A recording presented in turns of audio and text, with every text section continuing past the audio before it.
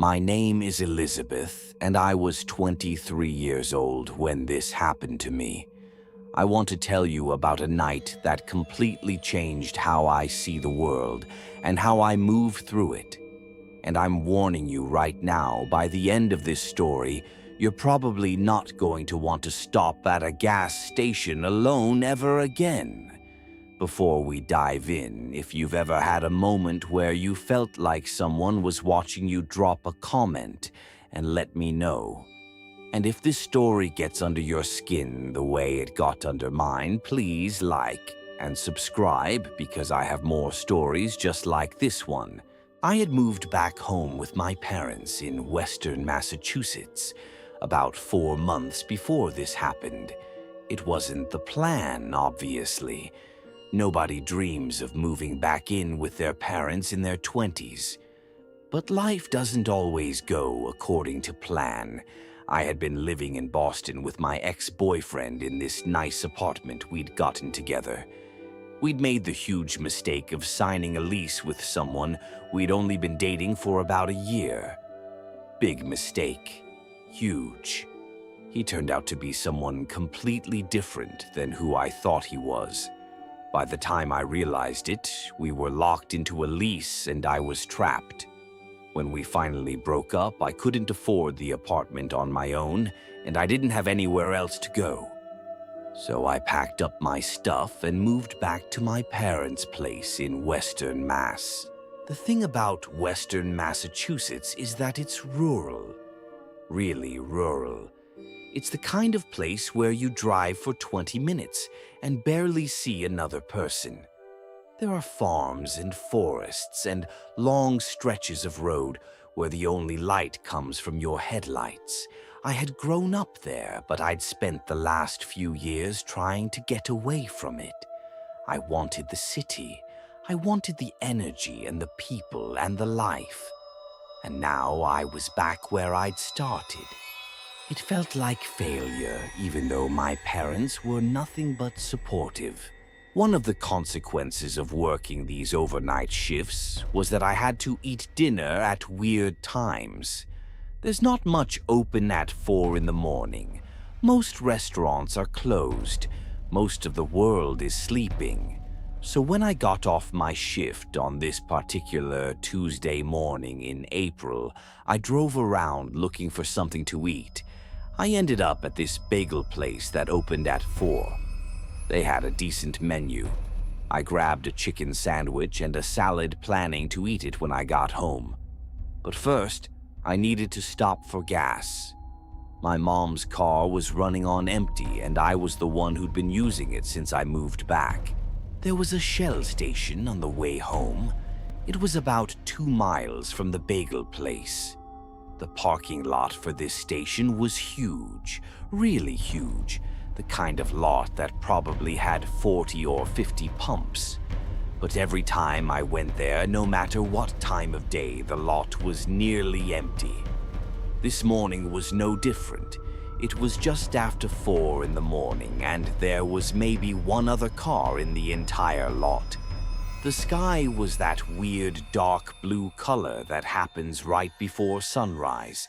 Not quite night anymore, but not yet day.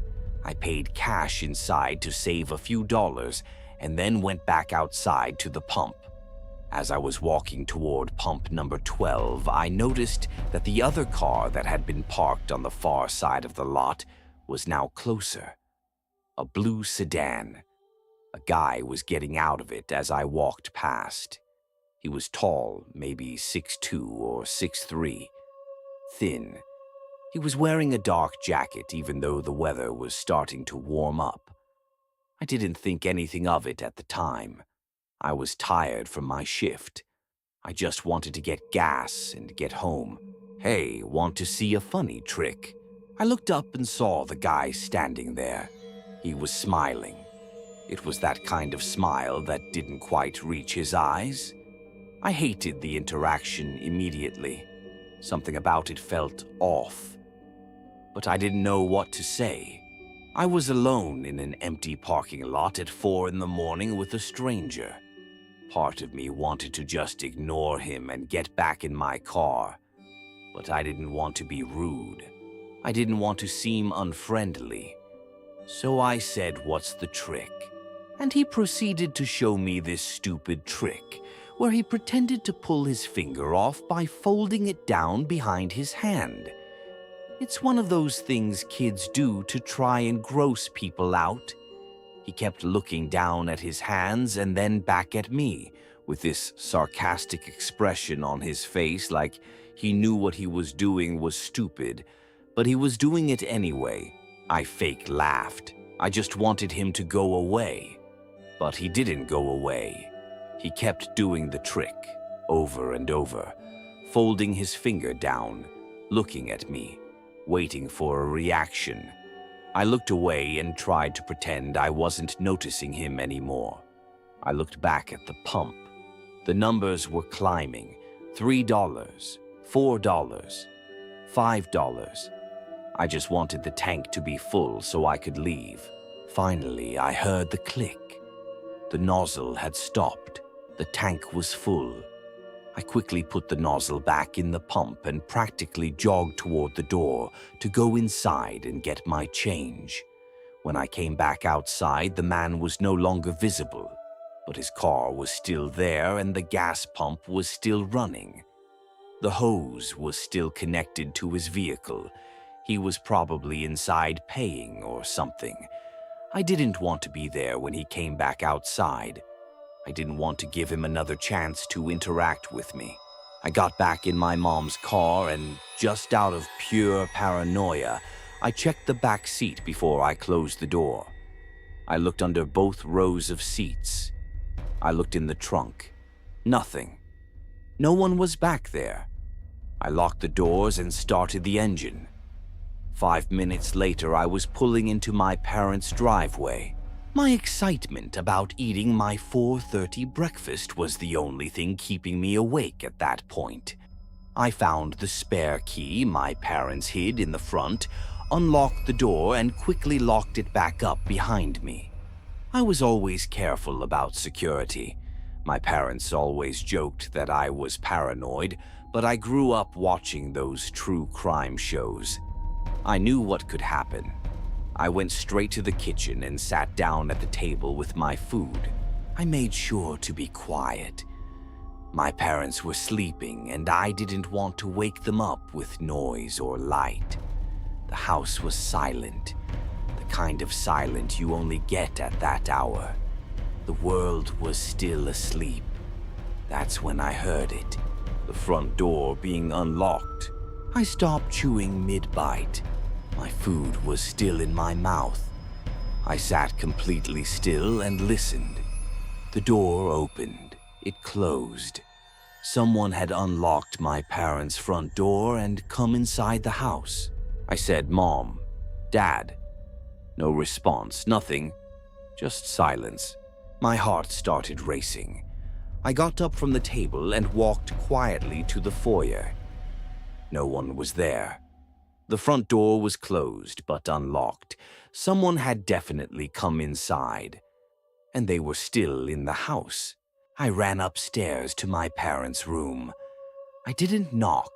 I didn't try to be quiet anymore. I just opened the door and rushed inside. My parents were both in bed, startled awake by my sudden entrance. "Someone just came in the house," I whispered as loud as I could without screaming.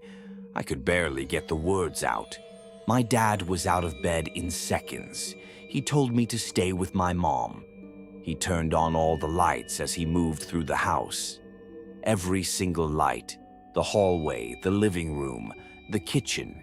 He was making it clear that the house was occupied and that whoever had gotten inside knew there were people here now. My mom was terrified, but she still found the time to lecture me about not checking my surroundings before I'd unlocked the door. "Really, Mom? Right now?" But she was right, and I knew it. I'd been careless. I'd been so focused on getting inside and getting food that I hadn't looked around. I hadn't checked if anyone was following me. That was something I would never forget. My dad started searching the house. He went through every room, every closet, every corner. My mom and I followed behind him, staying close together. We were looking for someone, an intruder, someone who had broken into our house at 4 in the morning while we were sleeping. When my dad finished checking my older brother's room, he moved on to continue the search downstairs. He left all the lights on in the room we'd just been in. I was curious.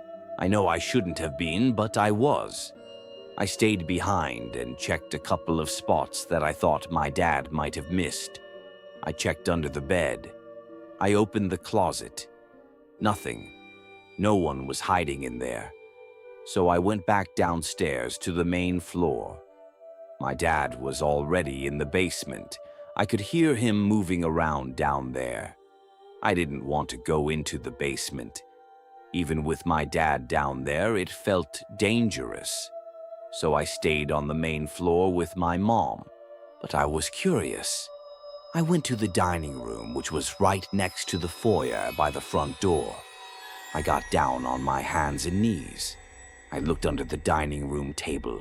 He was there. The man from the gas station was hiding under my parents' dining room table. I screamed. Not a scream of surprise, a scream of pure terror. It came from somewhere deep in my chest. My mom heard me and started screaming too. That's when my dad came running up the basement stairs as fast as he could. My 65-year-old father was ready to fight this man. He came up those stairs like he was 30 again. The man came out from under the table and immediately started fighting my dad.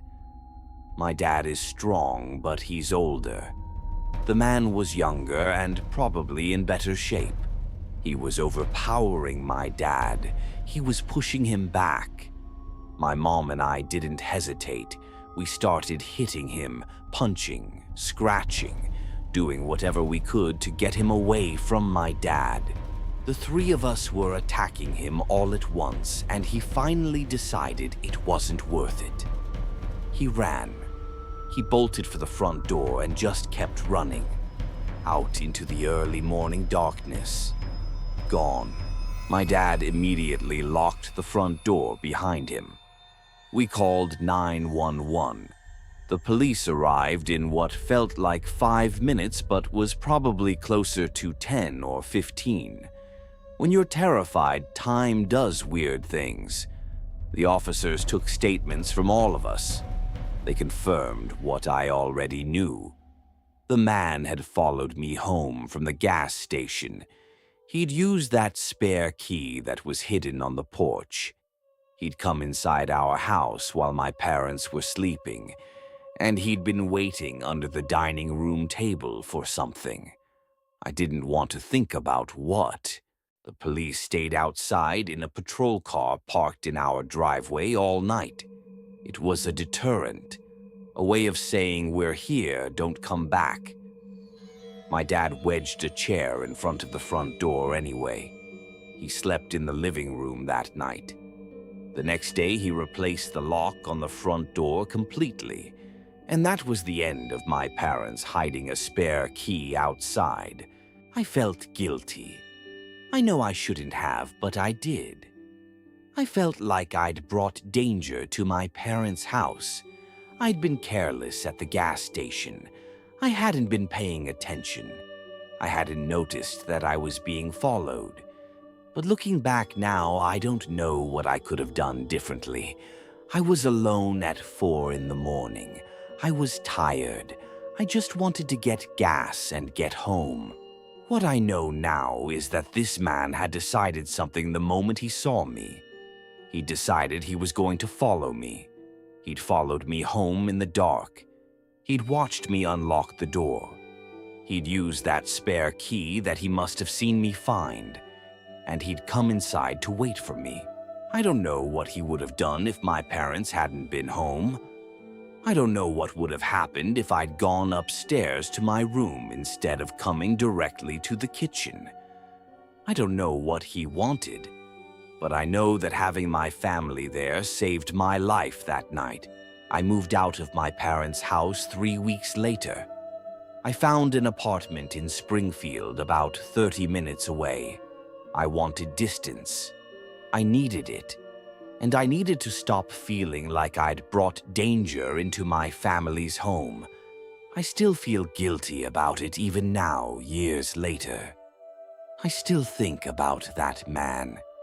I still think about the smile on his face when he showed me that stupid trick at the gas station. That smile that didn't reach his eyes. And I still think about him being under the table in my parents' dining room, waiting. That image never really leaves you. The moment when I got down on my knees and saw him, there is burned into my memory.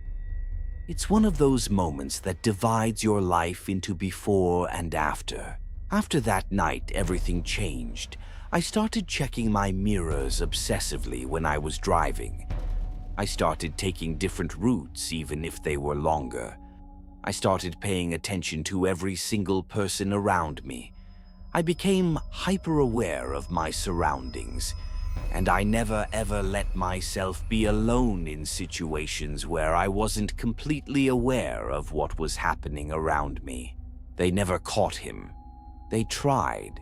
They looked for him. But he was gone, and I have no idea if he ever tried to do this to anyone else. I hope not. I hope that night with 3 of us attacking him scared him enough that he stopped. But I don't know. I'll never know. What I do know is that my instinct that morning was right. That feeling I got when he showed me that trick, that sense that something was off about him, that's something I listen to now. Always. Every single time. If something feels wrong, I trust it. Because that feeling might be the only thing that stands between you and someone who has decided you're their target. And sometimes that's enough.